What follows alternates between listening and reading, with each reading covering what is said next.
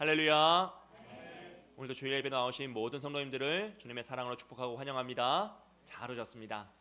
여러분, 드디어 내일부터 우리가 기다리던 성경 통독을 시작합니다. 할렐루야. 여러분, 기대하시는 마음으로 말씀을 읽으시고 또 하나님 말씀 가운데 은혜를 누리시길 소원합니다. 우리가 특별히 내일부터 이제 처음 읽기 시작하는 그 첫 번째 책이 창세기입니다.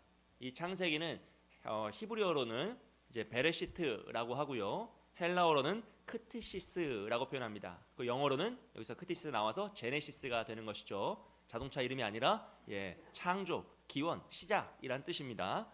이 로맹 롤랑이라는 저자가 있습니다. 장 크리스토프라는 이제 책을 쓴 사람인데요. 그 책에서 이런 말을 해요.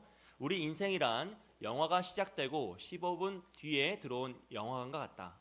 중요한 앞부분을 몰라 도대체 줄거리를 못 찾는 것이 우리 인생이다 라고 설명하여서 비유하였습니다. 참 적절한 비유일 수 있죠. 여러분, 우리가 영화관에 들어갔는데 15분 정도 늦게 들어갔다면 우리는 앞부분을 알지 못하여서 영화의 줄거리를 이해하기가 참 어려울 것이에요. 그런데 누군가 친절하게도 우리에게 그 앞부분의 내용을 설명해 준다면 우리는 그 영화를 잘 이해할 수 있고 또 스토리를 잘 알기 때문에 즐겁게 관람을 할 수 있다라는 것이죠. 마찬가지입니다, 여러분. 우리 인생도 우리가 태어났더니 이미 이 세상은 시작되어 있었어요. 우리는 이 인생이라는 영화의 한 편의 장면 속에서 그냥 존재할 뿐입니다. 아무도 그것을 선택한 자가 없고 태어났더니 이미 시작된 인생이라는 영화 속에서, 세상이라는 영화 속에서 우리는 살아가고 있는 것이죠. 그래도 다행히 나의 인생이 그 장르가 로맨틱 코미디라면 조금 더 나은데 어떤 이는 호러를 살기도 하고요, 어떤 이는 전쟁과 같은 인생을 살기도 하고 또 어떤 이는 비극과 같은 삶을 살기도 하더라는 것이에요. 결국 인생이라는 것은 이미 시작된 인생이라는 영화 속에서 앞부분을 알지 못한 채 정신없이 혼탁하게 그 모든 어려움을 온몸으로 맞이하며 살아가고 버텨내는 과정이다라는 것이죠. 그런데 오늘 우리가 이번 주에 읽을 이 창세기는요, 너무나 감사하게도 우리 인생의 그 앞부분을 설명해주고 있습니다. 인생이라는 그 거대한 영화가 어떻게 시작하고 우리가 태어나기 전에 어떤 역사가 있었는지 그 시작의 내용을 우리에게 설명하고 알려주는 책이 바로 이 창세기라는 것이죠. 창세기를 살펴보면요, 수많은 기원과 시작이 선언되고 있습니다. 우주와 세상의 기원이 나오고요, 인류의 기원도 나오고 결혼의 기원, 죄와 죽음의 기원, 구원의 기원, 예배의 기원, 문명의 기원, 언어의 기원, 국가의 기원 등 모든 시작과 기원이 다 선포되고 있어요. 그래서 많은 학자들이 이 창세기를 시작의 책이라고 불렀던 이유도 이런 이유가 있습니다. 그리고 이 창세기를 시작하는 이 창세기 1장 1절 말씀을, 태초에 하나님이 천지를 창조하시니라, 이 1절 말씀을 우리가 어떻게 받아들이고 믿냐에 따라서 우리의 인생관과 세계관이 완전히 달라질 수 있다는 것이죠. 왜냐하면 이 한 절 말씀에는 하나님이 어떤 분이신지, 하나님의 존재와 하나님의 능력과 하나님의 성품에 대한 모든 것들이 다 함축적으로 들어가 있기 때문에 이 1장 1절 말씀만 우리가 깊이 있게 묵상하고 정말로 신뢰한다면 우리의 삶이 변화될 수 있다는 것이에요. 그래서 우리가 이 말씀을 믿느냐 안 믿느냐, 믿는다면 얼마나 진지하게 믿느냐에 따라서요, 우리 인생, 이 삶의 내용과 방향과 질과 의미와 수준과 목적, 모든 것이 다 달라지게 됩니다. 여러분, 우리는 이 관점을 프레임이라고 말하며 틀로 이해하고 살아가죠. 근데 우리는 결국 자신이 가지고 있는 이 틀 안에서 살아가요. 그래서 틀 너머의 이해를 할 수가 없어요. 자신이 가지고 있는 고정관념이란 틀, 세계관, 가치관이란 틀 안에서 우리는 살아가고 판단하고 결정하며 살아갑니다. 그래서 그 틀을 넘어간다는 것은 사실 인간에게는 참 어려운 일이죠. 거의 불가능에 가까운 일입니다. 그런데 지구를 벗어나서 우주를 관측하였던 그 우주사들 있잖아요. 우주 비행사들. 그들이 이 블루마블이라고 하는 지구를 보고 와서 그들끼리 모인 결정체, 그 모임이 있습니다. 결성한 모임이 있는데 그 모임에서 오버뷰 이펙트라는 조망 효과라는 그 책을 냈는데요. 그 책에서 이렇게 기록하고 있어요. 큰 그림을 한번 보고 나면 이제는 더 이상 그전과 같은 삶의 방식으로 살 수가 없다라는 것이죠. 이 세상에서 살던 그들이 우주라는 영역을 넘어가서 지구라는 그 둥근 푸른 별을 보았을 때 그들은 종교적인 체험을 하는 것처럼 신비하고 경이로운 순간이었다고 표현해요. 그러면서 그 순간의 마음을 이렇게 표현한 것입니다. 큰 그림을 보고 난 이후에는 이제부터는 더 이상 그 이전과 같은 삶을 살아갈 수 없게 되었다는 거죠. 이렇게 자신의 세계관과 가치관이 한번 깨어지자 그들은 그 전으로 돌아갈 수가 없게 되었다는 것이에요. 여러분, 이것은 신앙적인 모습도 그렇지 않습니까? 하나님을 만나기 전에 우리는 우리의 눈으로 우리의 인생을 바라보고 세상을 바라보았어요. 그런데 하나님을 만난 이후로 하나님의 눈으로 나를 바라보고 세상을 바라보게 되었더니 그 이전과는 완전히 다른 세상입니다. 그래서 믿음을 가진 이후에는요, 아무리 뭐라 그래도 과거로 돌아갈 수가 없어요. 이것을 포기하고 이전과 동일한 방법으로 살아갈 수가 없더라라는 것이죠. 그래서 어떤 이들은 이 모습을 유지하고 지키기 위해서 생명까지도 바쳤던 그 순교의 삶을 살아갔던 것입니다. 무엇 때문이죠? 더 큰 그림, 하나님의 관점의 그 세상을 바라보고 나를 바라보았기 때문이다라는 것이죠.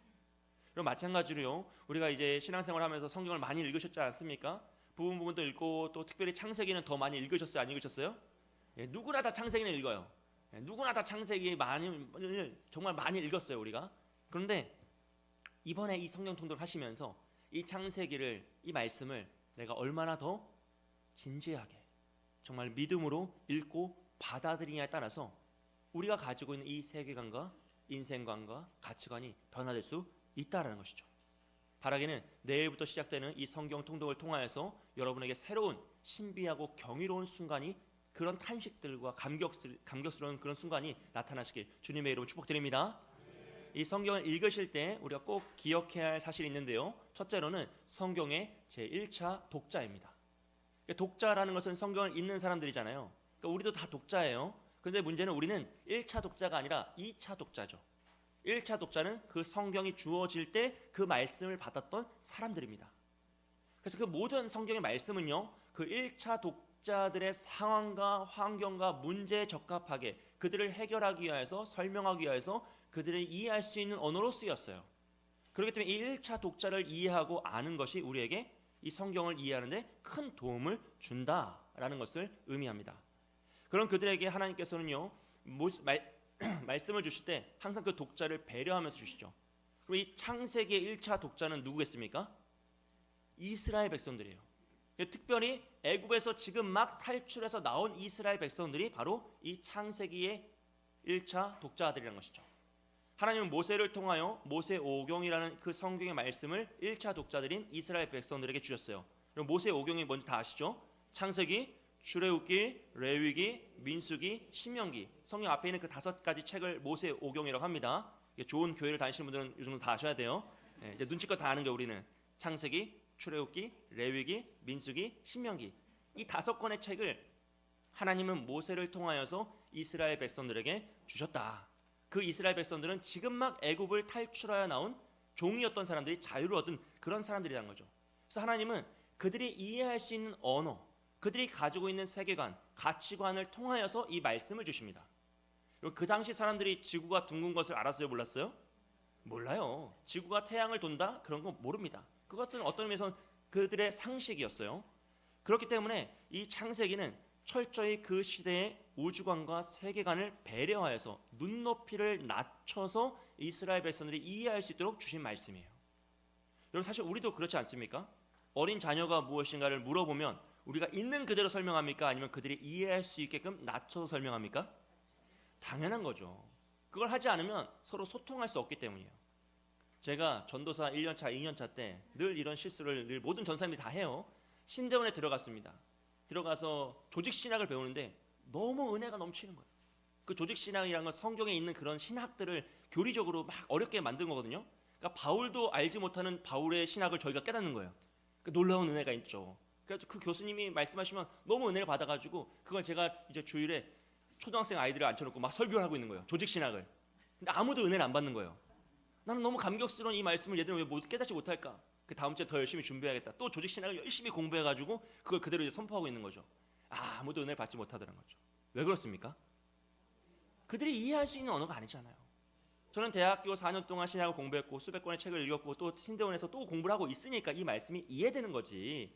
그 아이들은 무슨 죄예요? 전사님 잘못 만나가지고 이게 도대체 무슨 얘기인가? 다음 주에 또 이러면 어려울 텐데 이러면서 그냥 버티고 있는 거죠. 마찬가지예요, 여러분. 만약 하나님이 하나님의 지혜와 하나님의 능력을 하나님의 눈높이에 맞춰 선포하시면 우린 단 하나도 이해할 수 없습니다. 단 하나도 깨닫지 못해요. 하나님은 초월의 영역에 계시대. 그래서 하나님은 우리가 이해할 수 있는 언어와 세계관으로 이 말씀을 우리에게 설명해 주시라는 거죠. 이 사실을 깨닫지 못하는 사람들은 성경을 읽으면서 비과학적이라고 이야기할 때가 있어요. 하지만 그것은 성경을 왜 주셨는지 그 목적 자체를 이해하지 못하기 때문이다라는 것이죠. 여러분, 하나님은 진리를 그 시대의 사람들이 이해할 수 있는 수준으로, 그 시대의 사람들이 가지고 있는 세계관과 방식으로 설명하신 줄 믿습니다. 그러므로 이 출애굽한 이스라엘 백성들의 그 상황과 마음과 태도를 이해하고 창세기를 읽을 때 우리는 훨씬 더 깊은 은혜로 나아갈 수 있다라는 것이에요. 둘째로 우리가 꼭 기억해야 할 것은요, 저자의 의도입니다. 이 성경을 기록한 저자가 어떤 목적을 가지고 이런 단어를 쓰고 이런 문장들을 만들었는지를 우리가 이해할 때 우리 성경의 깊은 이해로 넘어갈 수 있어요. 어떤 의미에서는 성경의 내용, 그 장의 내용을 이해하는 것보다 저자의 의도를 파악하는 것이 더 중요할 때도 사실은 많이 있습니다. 그렇다면 여러분, 창세기의 저자는 누구라고 했죠? 예, 모세죠. 그리고 또 하나님이 함께 하셔요. 하나님이 성령의 영감으로, 성령 하나님의 도우심으로 모세라는 사람을 통해서 이 성경을 기록하세요. 그렇다고 이 모세가 타자기처럼 그냥 타이핑만 치는 사람이 아니라 하나님 모세가 가지고 있었던 그런 학식과 인품과 이성과 모든 것을 다 사용하셔서 그만이 쓸 수 있는 고유한 성경을 기록하게 하시는 것이 모세오경이에요. 그것을 우리는 유기적 영감설이라고 하는데, 성령님께서 모세를 도우셔서 그가 단점은 다 보호하시고 장점은 극대화해서 하나님 원하시는 그 말씀을 기록하게 하셨다라는 것입니다. 그럼 이 모세가 이 모세오경 창세기를 어디에서 언제 기록했는지 우리가 아는 것이 중요해요. 왜냐하면 그 시기에 따라서 의미와 목적이 달라질 수 있기 때문이죠. 그럼 모세는 이것을 언제 기록했냐라고 하면 당연히 출애굽한 이스라엘 백성들에게 쓴 거니까 애굽에서 탈출하여 나와서 광야에서 기록했는데, 많은 학자들이 시내산에서 율법을 받고 성막을 짓는 동안 한 2년여 시간을 시내산에 머뭅니다. 그때 이 모세오경을 주로 다 기록했을 것이다 라고 보고 있어요. 왜냐하면 그 이유는 다 이동하고 전쟁하는 시간들이라서 뭔가 앉아서 조용히 글을 쓸 수 있는 상황이 아니었기 때문이죠. 이렇게 각 성경들이 누가, 저자가 누구이고 언제 쓰여졌고 누구를 위해 쓰여졌는지 아는 것은요, 여러분 성경을 읽으실 때 너무나 큰 도움이 돼요. 이걸 모르고 성경을 그냥 쭉 읽다 보면 길을 잃어버려요. 선지서 넘어가면은 그냥 그게 그거 같지만 사실은 그 역사가 다르고 시간이 다르거든요. 선지서마다. 그래서 우리가 길을 잃어버릴 수 있는데, 그 내용을 알고 성경을 읽으시는 걸 꼭 추천을 드립니다. 그래서 그 자료를 제가 정리해놨어요. 정리해서 1층 로비에 비치해놨으니까 금요 밤 기도회 때 제가 이걸 가지고 설교를 했고 자료를 나눠드렸습니다. 못 오신 분들은 이제 1층 로비에 있는 자료를 꼭 챙기시고 지난 화요일날, 금요일날 금요 밤 기도회 설교를 한번 들어보시는 것을 추천드려요. 말씀을 듣고 이 내용을 가지고 성경 통독에 도움을 받으시길 축복합니다. 예, 좋아요와 구독은 이제 눌러주시는 건 뭐 선택의 여유고, 예, 결국 그 말씀 들으시고 꼭 이 자료를 활용하셔서 성경을 읽으십시오. 그러면 이런 배경과 목적을 가지고요, 우리가 다시 창세기 1장 1절 말씀 보겠습니다. 우리 말씀을 다시 한번 읽어보겠습니다. 시작. 태초에 하나님이 천지를 창조하시니라. 아멘. 이 말씀 우리에게 창조주 하나님을 선언하고 있습니다. 너무나 감격스럽고 은혜가 있는 말씀이에요. 근데 이 말씀을 처음 들었던 이스라엘 백성들, 애굽에서 탈출한 백성들에게는 이 말씀이 훨씬 더 큰 감격과 사실은 놀라움이 있다는 거죠. 왜냐하면 그들은 지금 애굽에 살았어요. 당시의 애굽은요, 모든 세상에서 가장 강력한 제국이었고 왕국이었습니다. 놀라운 문명의 절정이 이루어졌고, 또 사후세계와 점술과 하늘의 별자리를 보면서 점을 치는 그런 놀라운 일들이 천문학이 발전한 나라였어요. 거기에다가 온갖 우상을 섬기는 우상 숭배의 중심지였죠. 그런 나라의 사람들에게 있었던, 그들을 지배했던 가치는요, 바로 우상 숭배와 물질 숭배입니다. 그 땅에서 이스라엘 백성들이 400년을 지냈어요. 물론 종으로 지내면서 좀 고단하고 힘든 삶도 살았지만 결국 그들은 그 400년의 시간 동안 그 땅에 젖어든다는 거죠. 그 문화, 그 가치관에 길들여지고 그것을 자신도 모르게 습득하며 젖어들게 되는 것이 그들의 태도였습니다. 그런 그들에게 하나님은 창조를 선언하세요. 그리고 첫 번째 말씀이 오늘 이 1장 1절 말씀이에요. 태초에 하나님이 천지를 창조하시니라. 그들에게 하나님의 창조를 선포하시며 그들이 가지고 있던 이 우상 숭배의 가치관, 물질 숭배의 가치관, 그들이 애굽에서 400년 동안 길들여져 있던 그 모든 세상의 가치관을, 그 프레임을 다 깨트려 주시는 거죠. 그럼 애굽은 태양을 신으로 섬기던 나라입니다. 그래서 바로를 태양신의 아들이라고 섬겼어요. 그런 그들에게 하나님 뭐라고 하시죠? 그 태양은 내가 만든 것이다. 너희가 섬길 우상이 아니라 나의 피조물일 뿐이다. 아무것도 아니다 라고 선언하시는 거예요. 당시 애국과 모든 나라에서는, 고대 근동에서는요, 점성술이 엄청나게 발달했습니다. 이 별자리를 보면서 주술을 하고 미신들을 만들어냈죠. 근데 하나님 뭐라고 하시죠? 해와 달과 별도 내가 만든 것이다. 너희가 의지하고 섬길 대상이 아니라 나의 피조물일 뿐이다 라고 선언하시는 거예요. 애굽은 수많은 동물과 곤충도 다 신으로 섬겼던 나라입니다. 근데 그들에게 하나님은 이 세상의 모든 동물도 식물도 곤충도 하늘에 나는 새도 바다의 물고기도 다 내가 만든 것이야. 그것들은 다 피조물일 뿐이지 아무것도 아니다라고 하시며 그들이 수백 년 동안 섬겨왔던 그 신앙을 다 무너뜨려 주세요. 이것이 바로 하나님의 말씀, 그 창조로 말미암아 그들을 지배하고 있던 그 프레임을 다 깨트려 주시는 모습인 거죠. 사랑하는 여러분, 하나님은 이렇게 수많은 우상이 우글거리던 그 시대 속에서 창조를 선언하심으로써 이스라엘 백성들을 그들의 잘못된 세계관, 가치관, 우상 숭배의 신념에서 구출해주고 계시는 것입니다. 더 나아가서요, 정말 놀라운 말씀을 선포하시는데 그것은 바로 그들을 하나님의 형상으로 창조하셨다라고 말씀하시는 거예요. 하나님이 인간을 창조하실 때 뭐라고 하시죠? 우리가 우리의 모양을 따라 우리의 형상대로 사람을 만들자라고 말씀하셨어요. 그런데 그 애굽에서는 원래 그 당시에는 왕이나 대단한 군주들만 신의 아들로 칭송을 받았어요. 숭배를 받았죠. 그래서 바로만 태양신의 아들로 숭배를 받았던 시대입니다. 그런데 그들에게 하나님 지금 뭐라고 하세요? 바로만 그런 것이 아니라 너희는 다 나의 자녀이고 나의 형상으로 창조된 하나님의 백성이다라는 것을 선언하시는 거예요. 지금 조금 전까지만 해도 애굽의 노예로 살고 있던 그들, 존엄성이라는 건 인정받을 수 없고 그 어떤 배려를 받을 수 없던 존재들이었는데 하나님께서는 그들을 나의 형상대로 나의 모양대로 창조된 나의 피조물이다라고 축복하시는 거예요.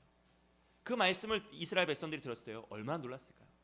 이건 단순히 감격하는 수준이 아니라 그들이 가지고 있던 모든 세계관이 다 무너지는 정말 소름 돋는 감격과 환희를 느끼는 시간이라는 것이죠. 오버뷰 이펙트요. 큰 그림을 본 사람은 더 이상 그 과거의 방식으로 살아갈 수가 없게 된다는 것이죠.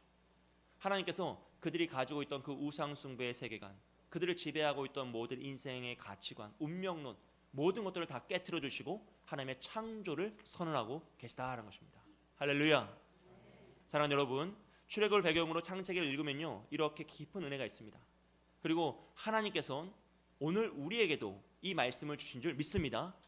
그것이 하나님의 신비예요. 시간을 뛰어넘어서 2차 독자들에게도 하나님께서 이 놀라운 은혜를 허락하고 계시다라는 것이죠. 우리 디모데후서 3장 16절에 17절 말씀 다 함께 읽겠습니다. 시작. 모든 백성은 하나님의 감동으로 된 것으로 교훈과 책망과 바르게 함과 의로 교육하기에 유익하니 이는 하나님의 사람으로 온전하게 하며 모든 선한 일을 행할 능력을 갖추게 하려 함이라. 아멘. 우리가 하나님 말씀을 읽으면 이스라엘 백성들에게만 그런 감동을 주셨던 것이 아니라 오늘 우리에게도 이 말씀이 우리를 교훈하고 책망하고 바르게 하여 의로 이끌어간다는 거예요. 그럼 우리가 어떻게 됩니까? 하나님의 사람으로 온전하게 하며 모든 선한 일을 행할 능력을 갖추게 하실 줄 믿습니다. 여러분, 이번 주 성경 통독을 하실 때 하나님께서 우리의 세계관을, 세상적인 세계관, 세속적인 가치관, 내 안에 있는 우상 숭배적인 그런 프레임을 다 깨트려 주시고 오직 하나님의 것으로 다시 회복시킬 줄 믿습니다. 본격적으로 창세기 1장 1절 말씀 함께 살펴보기 원하는데요, 다시 한번 읽어보겠습니다. 태초에 하나님이 천지를 창조하시니라. 아멘. 하나님의 성경의 말씀, 이 진리를 선포하시면서 가장 첫 번째로 시작을 이야기하시죠. 이 세상의 시작을 말씀하세요. 근데 재미있는 것은 이 시대의 그 표준 우주론이라고 불리는 빅뱅 이론도 시작을 이야기하고 있습니다. 어떤 의미에서 이 시작이 있다라는 전제 조건은 동일한 창조론과 동일한 이제 조건을 가지고 있어요. 원래 이 빅뱅 이론이, 현대적 빅뱅 이론이 1948년에 나왔는데 그 이전의 진화론은 시작을 인정하지 않았어요. 창조론과 진화론의 논점은 시작이 있냐 없냐였어요. 진화론은 시작을 인정하지 않고 우주는 영원하다라는 것이 그들의 이제 주장이었는데, 이 빅뱅 이론이 나오면서 최소한 시작은 있다라는 전제 조건을 같이 맞춰가는 거죠. 그들은 이제 하나님이 싫으니까 대폭발을 이야기하는 것이고, 우리 하나님 믿으니까 창조의 주 하나님을 인정하며 나아가는 것입니다. 그럼 이 태초라는 시간은 여러분 언제입니까? 이 태초는요, 인간이 계산할 수 없는 시간이에요.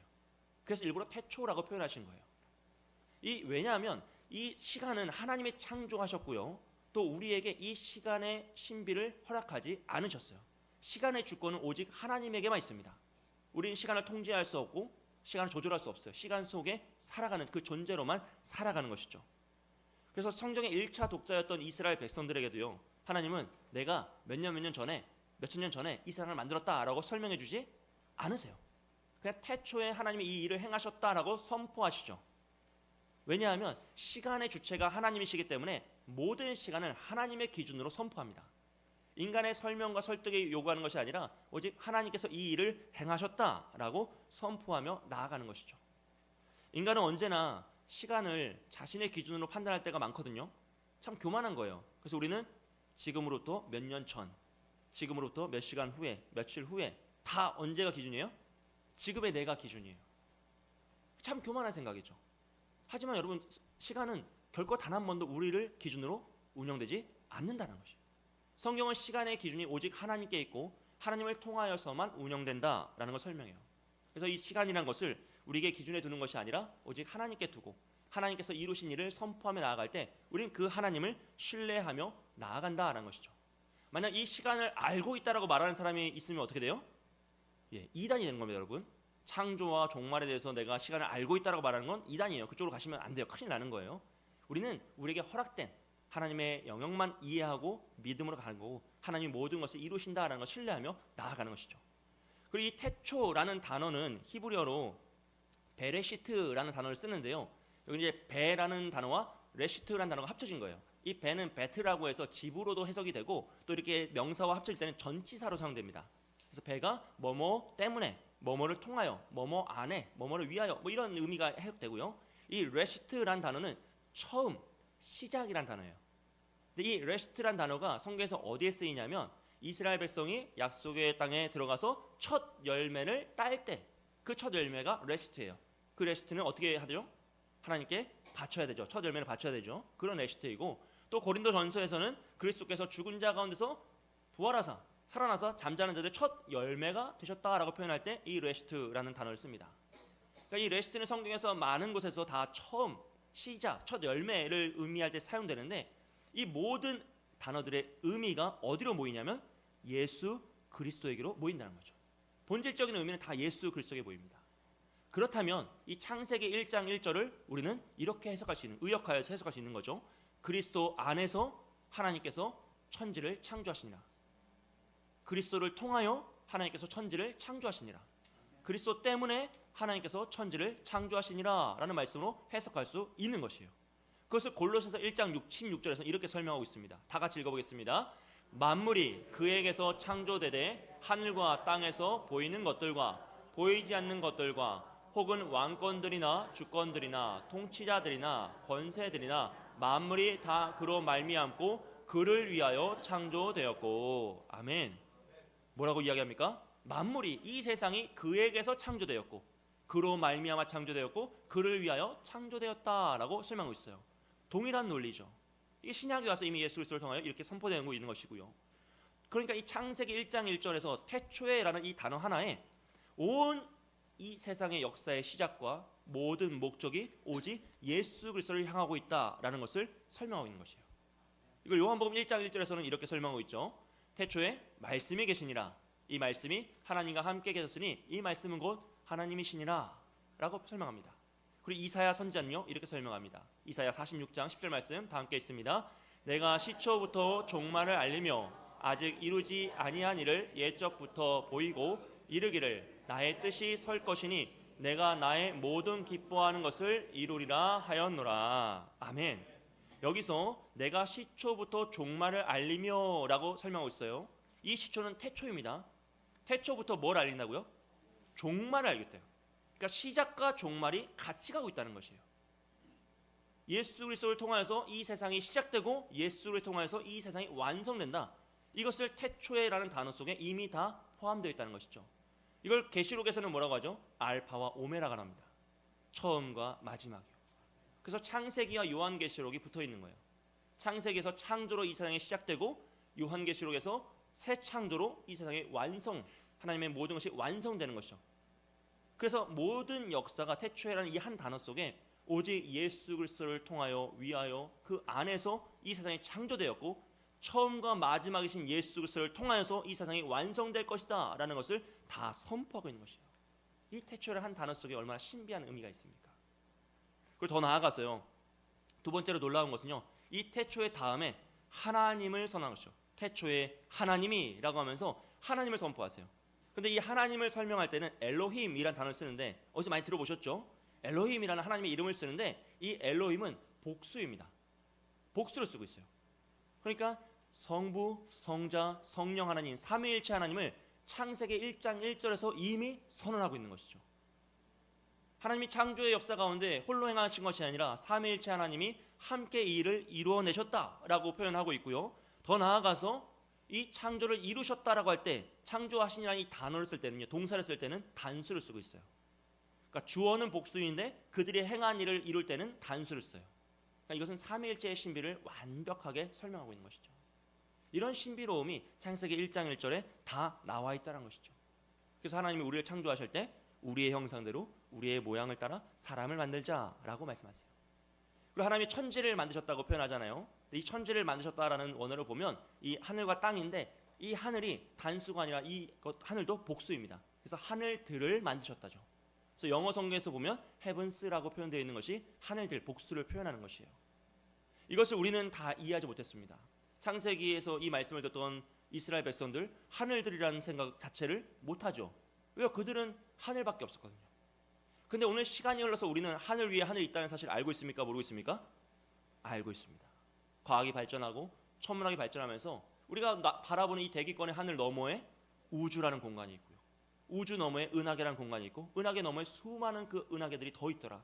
우리가 셀 수 없을 만큼 창조주 하나님의 놀라운 역사가 이 하늘들 속에 다 나타나고 있더라라는 것이에요. 여러분, 이것이 하나님의 신비입니다. 우리의 눈으로 볼 때는 단지 땅에 있는 문제만 볼 수밖에 없고 하늘에 단 하나의 하늘밖에 볼 수 없지만 하나님의 말씀으로 하나님의 눈으로 보았더니 정말로 놀라운 신비가 이 창조의 역사 가운데 나타나고 있다는 것이죠. 저는 그래서 이 과학이 빨리 발전했으면 좋겠어요. 더 발전해서 이 하나님의 신비로운 은혜를 우리에게 많이 해석해주면 좋겠노라라는 생각을 가지고 있어요. 실제로 안토니 플루라는 사람이 있습니다. 그는 20세기 후반에 무신론 철학자로서 가장 강력한 영향을 끼치던 이제 과학자였어요. 근데 그가 말년에 신을 인정해 버렸어요. 신의 창조가 있었다라는 것을 인정해요. 그러면서 무신론자들에게 정말 큰 충격을 주고 파문을 일으켰던 사건입니다. 근데 그가 왜 신을 인정하게 되었냐면 그 과학의 발전에 의해서 20세기 후반에 DNA가 발견됐어요. 그는 생물학자인데 이 DNA가 발견되고 DNA를 연구해 봤더니 우리의 세포를 만드는 그 작은 DNA 하나 속에 정말로 너무나 조직적이고 체계적인 그 정보가 다 숨겨져 있다는 것이에요. 이 DNA 하나에 브리테니커 대백과사전 30권이 넘는 그 분량의 정보가 들어가 있더라고 설명하고 있어요. 그러면서 그가 이야기하기를 이런 너무나 체계적이고 조직적인 정보는 물질이 자연스럽게 우연히 진화하여서 발생할 수 없다는 것이죠. 프로그램이 나온다면 그 프로그램을 만든 프로그래머가 있었던 것처럼 우리 몸속에 이 작은 세포 속에 그런 놀라운 조직과 놀라운 시스템과 놀라운 정보가 체계적인 정보가 숨겨져 있다면 그것을 기록한 창조주가 있어야만 한다라는 과학자로서의 정말로 탁월한 고백을 하게 된 것이에요. 정말 놀라운 사실 아닙니까? 또 놀라운 사건이 하나 있는데요. 예를 들어드리면 시편 148편 3절에서 5절 말씀입니다. 우리 다 함께 읽어보겠습니다. 시작. 해와 달아 그를 찬양하며 밝은 별들아 다 그를 찬양할지어다. 하늘의 하늘도 그를 찬양하며 하늘 위에 있는 물들도 그를 찬양할지어다. 그것들이 여호와의 이름을 찬양함은 그가 명령하심으로 지음을 받았음이로다. 아멘. 이 시편의 말씀을요, 예전 사람들은 다 시로 이해했어요. 은유구나 비유구나라고 해석했어요. 그런데 과학이 발전하고 천문학이 발전하자 어떻게 됩니까? 정말로 하늘 위에 하늘이 있다는 것을 우리가 깨닫게 되고요, 하늘 위에 물이 있다는 것을 깨닫게 되고요, 그 모든 별들이 하나님을 찬양한다는 것을 깨닫게 되었어요. 실제로 과학이 발전하면서 별들이 소리를 내는 것을 듣게 됩니다. 여러분, 우주에 있는 모든 별들은요 가만히 있는 것이 아니라 각자 고유한 주파수로서 소리를 내고 있어요. 놀라운 일이죠. 그러니까 우리가 알지 못하는 그 순간에도 온 우주는 창조주 하나님을 찬양하고 있는 거예요. 이 모습을 과학적으로 이제 증명한 자료를 가지고 말씀을 전했던 이제 미국 목사님이 계십니다. 이 영상을 한번 같이 보겠습니다. 여러 가지 별들을 비유하시면서 그 별들에서 발생하는 그 소리를 이제 과학적으로 나타낸 것을 증명해서 나타내는 거예요. 설명하는 거예요. 자, 다음 넘어가면요. 별들 중에 이런 소리를 내는 별이 있다는 거예요. 이건 우주에서 관측된 소리예요. 별들의 소리예요. 저 다음 별을 한번 보면요. 이런 소리를 내는 별들도 있습니다. 그러니까 모든 별들은 다 고유의 주파수로 고유의 소리를 내고 있는 거예요. 다음 별을 넘어가면요.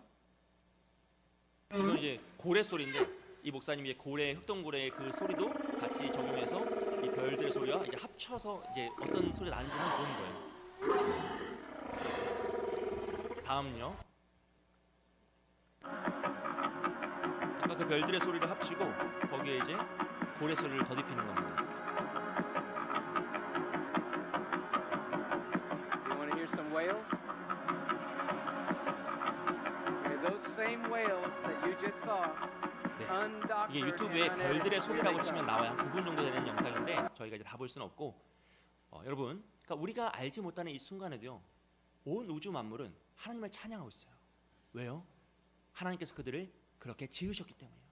하나님을 찬양하도록 별들을 지으셨기 때문에 우리가 못 들을 뿐이지 그 별들은 여전히, 자연 만물은 여전히 언제나 항상 하나님을 찬양하고 있더라는 것이죠. 사실 이거는 참 창조의 그 신비로움에서 너무 사소한 것입니다. 저희가 알 수 있는 정말 작은 것들이에요. 하나님께서는 우리에게 더 놀라운 신비로운 은혜를 주고 싶어 하시죠. 그럼 우리가 뭘 하면 되죠? 하나님 말씀을 읽으면 됩니다. 할렐루야. 이번 주부터 우리가 창세기 1장부터 30장까지 이번 주에 읽을 거예요. 하루에 5장씩 월요일부터 토요일까지 읽으실 건데, 그 말씀을 읽는 이유는 우리가 과거에 있었던 이야기를 우리가 알아내자라는 것이 아니라 창조의 눈으로 오늘을 해석하기 위함입니다. 나의 눈으로 나의 문제를 해석하고 나의 인생을 해석하고 이 생을 해석하면요, 답이 없어요. 답이 없습니다. 너무나 공고한 삶이고 너무나 혼란스러운 세상이고 정말로 이 세상이 어디로 가는지 두렵고 떨리는 세상입니다.